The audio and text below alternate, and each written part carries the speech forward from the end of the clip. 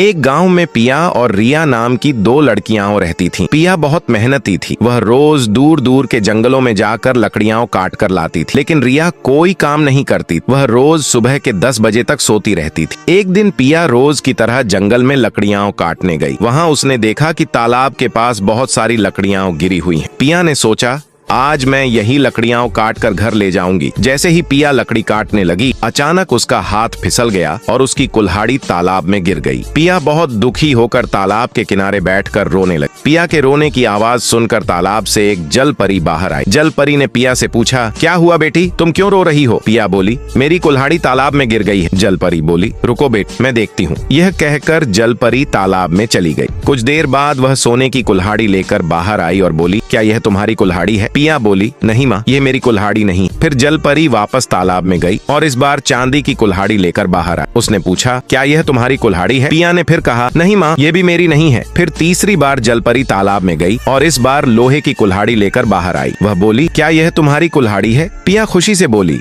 हाँ माँ, यही मेरी कुल्हाड़ी है। जल परी मुस्कुराई और बोली, बेटी, तुम बहुत सच्ची और ईमानदार हो, इसलिए मैं तुम्हें तीनों कुल्हाड़ियां सोने, चांदी और लोहे की देती हूँ। पिया ने धन्यवाद कहा और तीनों कुल्हाड़ियां लेकर घर चली गई। जब रिया ने पिया के हाथ में तीनों कुल्हाड़ियां देखी तो वह हैरान रह गई। रिया ने सोचा, इतनी सारी कुल्हाड़ियां इसे कहां से मिली? आगे क्या हुआ, यह जानने के लिए वीडियो को लाइक करें, सब्सक्राइब करें और एक प्यारा सा कमेंट जरूर करें।